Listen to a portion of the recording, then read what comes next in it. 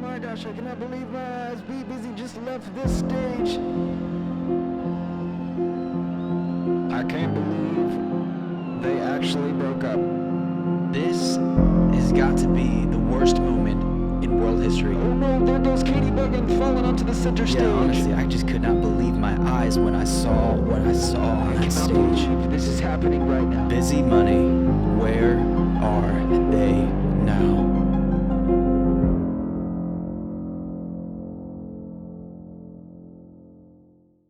Oh, I don't even know where to begin. Man, it just seems like it was, man, I feel like I just left that stage. Man, the rage is so just, it's present, you know, it's constantly with me. I've never been able to disassociate from that. I believe we were at the Toyota Center in Houston. I think that's the place. The place is jammed, just packed. Like the roof doesn't even open, so they had to like dynamite that thing. They blew it open, like literally. There's like 500,000 people there, right? So one of the biggest stages ever created. It was a big show, sold out seats, like always, of course. And there's this dude, Ed Sheridan, I believe. Redhead dude, young guy, kind of nice. He opened up for us. Crowd's going crazy, right? It's just absurd. And then, I mean, I get a little emotional sometimes, even talking about it. But you know, I'm BIZZY. I've got center stage. That's what's called the BIZZY zone. Nobody else steps in the BIZZY zone. Not even the bear. Okay, not even the bear. BIZZY always had center stage, of course, and we had these little mini platforms that just were for us. And I remember at that night we decided to put them near each other, you know, and it was just for the aesthetic of the big center we were in. And man, the moment was just right. We were doing We Back, right, and I hit this real big whoa because I'm not in the song, so I just danced most of the time of that in that one live, and it was a little bit too big of a whoa, I have to admit. And I see Katie Buggin come in there with her big old shoes, and she just flops on in the BIZZY zone. Man, Katie Buggin gotta have the Buggin shoes. That's just how the game goes. Like, it's really been special to wear my man's shoes, like James E. Pop. They're big, and I mean, I gotta rock what I gotta rock, especially when I take the stage with BIZZY Money and the crew. It's just been real hard because they literally took my shoes. In the moment, you know, an elbow kind of caught KT Buggin a little bit, and I think it bumped her. And I know that she kind of did a little trip into the BIZZY zone. I mean, how did they want me to respond to that? Did they want me to just keep on going, performing, like this is some kumbaya moment? No, this is BIZZY Money. BIZZY Money don't play games. BIZZY just standing over me. He's like screaming. I don't even know what he was saying. I thought we were a team, but BIZZY Money got to do what BIZZY Money got to do, but Katie Buggin on the beat got to beat too. So I was just like, man, I got to wear my boo-bops. It just got dark. It got dark. Something snapped in him, and it was dangerous. I locked eyes with him in that moment and got to see it was just like red, like pure rage when she fell into the zone. And it was scary, you know. I could feel my insides just kind of twisting and turning. It was like a roller coaster. As soon as I saw her in the BIZZY zone, I looked at the bear. I gave him the signal. I'm not gonna show y'all the signal because that obviously that's for me and the bear. But I gave him the signal, you know. He looked at the bear, one look, and next moment I know they were gone, just like that. We dipped on out of there, you know. We were like, this is done. This isn't how it's gonna be, you know. I'm tired of these people riding BIZZY's coattails all the way to the glory and fame of the greatest rap group ever, okay? Like, you know, we don't need them anymore. That was the moment we decided that. Tried to grab my shoes, but they're broke. They're broken too. That was weird for me, but now I just don't got no shoes no more. I don't want to talk about it anymore. That's just how it goes sometimes, you know. Being the best, you gotta make decisions like that. All right. Y'all good? All right, I gotta call my manager. Get these lights out of my face.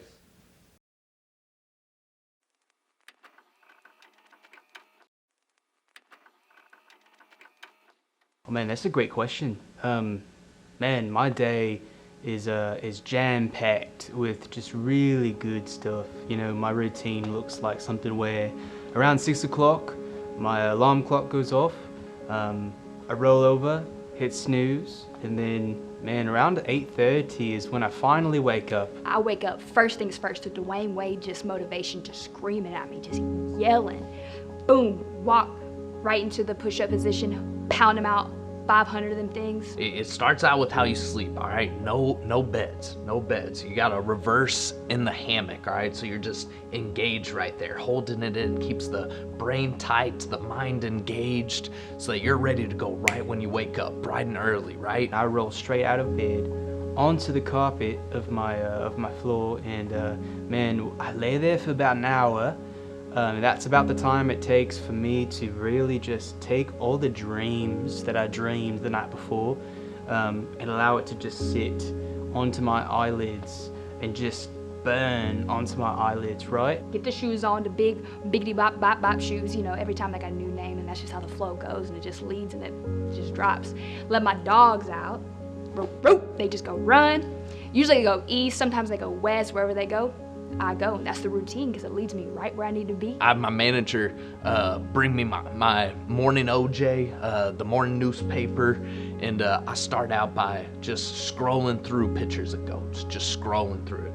Goat, goat, goat, because you got to remind yourself of who you are. You got to remind yourself of that identity. From there, I kind of make my way to the kitchen, whip up a bowl of oatmeal or what have you. Then from that point, get in my car and just drive to the studio. And the drive itself is really about 10 minutes, but man, I take the scenic route, about an hour and a half. And man, that amount of time is perfect to listen to an episode of my favorite podcast, which is the Culture and Clarity podcast, actually. I get a little tea going, you know, and always sip from a straw because that just brings some good motivation for the day. And then really, I just go run. I'm running, I just run, like with my dogs, of course. Then I go straight into the ice cold bubble bath. Gotta be both, all right? You gotta be connected, ice cold and the bubble bath, right? Intense and soothing all at the same time, right? Oh, I skipped over the most crucial part of my routine, and that's making a really, really good cup of coffee. I can't do anything creative without a good cup of coffee. For those creatives out there, you know exactly what I'm talking about. A good cup of coffee will get the work done. Our dogs are taking us wherever we go, and they're just running. And we just like to call to them like, and they respond well to that. So that's a part of the routine to just get the muscles flowing and going. I go to bed to Dwayne Wade just screaming at me. And so then it's around 7 p.m. We just get into the lab. We grind, you know, everything's ready. Everything's flowing out of what's already internal because of that routine. Once I have that coffee in my hand, the rest of the day is just creativity. It just flows like just a beautiful river, pristine. Pull out the MIDI keyboard, get some good beats going, and whip out just a pen and some paper, and I just go to town, and I write the best songs the world has ever heard. And I just fall asleep, and it's been really good for me lately, so It's hard to replicate because part of it's just being busy, you know, busy being busy. I leave, and I go to a coffee shop, or maybe a restaurant, and I just sit and I people watch for about 5 to 7 hours, you know, and it's not creepy. It's not creepy, I promise. I'm just kind of in the corner, in the back booth, just staring at people. And as many times as I can lock eyes with people, the better. And I don't say anything, I just look. And sometimes I'll just smile at them. And it's not creepy, it's not. like I said, it's not really a routine because it's just a way of life. It just flows. Yeah. That's how I go about it, and that's really where the magic happens. So that's busy for you. That's my routine. That's my routine. It's really great. Oh yeah, my songwriting process, man, is unlike any other.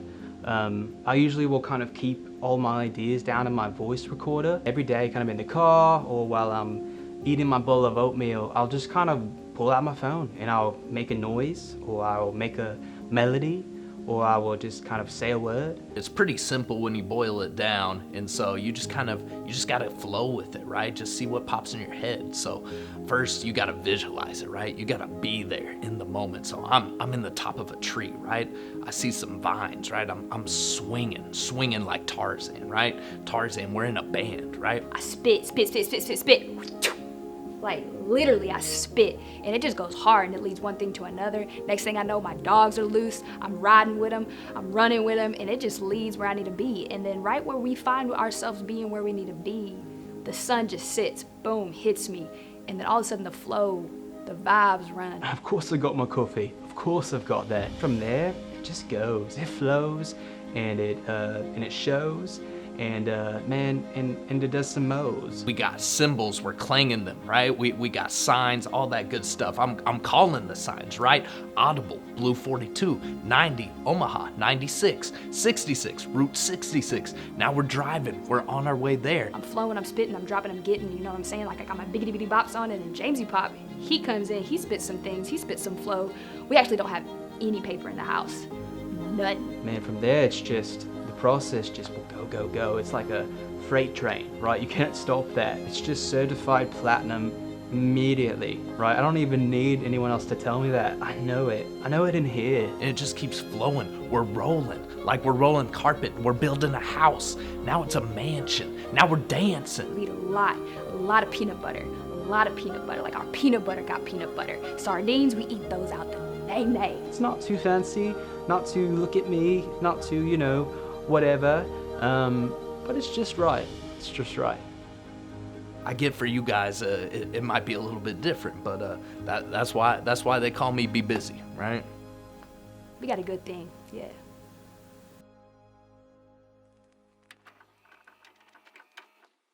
Oh boy, that's a tough question right there. That's the one. When my manager first brought it to me, I was like, no way, absolutely not. My manager approached me while I was at a coffee shop, right, as I was kind of looking at people. He walked right in, just sat right in front of me and said, "Hey Grit, I think I want to bring the band back together." And I said, "Hold up, the band, Busy Money?" He just pitched this idea of like, busy money's busy time, so it's time to maybe get back together. And I still want to rock with my shoes on, so I don't know if that's going to be a part of the process, and I'm skeptical of it, but I've been focused. Like Dwayne Wade's been really speaking some just good focus. When you drop a ton of bricks off your back, it's hard to go back there, you know? Like asking the bear, "Hey, come put this boulder back on my shoulders." And I was just like, man, I don't know. And he said, "Man, I think this will work. I've seen it happen before and it work out, and I think it could work. And I think I want to do a world tour." And I said, "Oh, a world tour? Right off the bat? We reunite and do a world tour? Are you crazy?" I think it could bring some good, but also I just think like if I trip again, because I just stay tripping, it's a part of the journey. Tripping. Good could come, a whole lot of bad could come. Man, think about it. Focus World Tour. The biggest thing on the biggest stage in the biggest world ever. I started to remember the good times, right? It wasn't always good, I mean, oh boy, but it used to be. It used to be real good. I get up here why it could work, but it's making its way down to here. I'm open to the focus, you know. I think the fans being back together, and man, I think it could be real good for us. So I think I'm open to it for sure. If we could pull this off, Focus World Tour, bring the gang back together, Busy Money could be back in action, and that could be big, busy news. Man, I'm hopeful for the best. I'm hopeful for the best.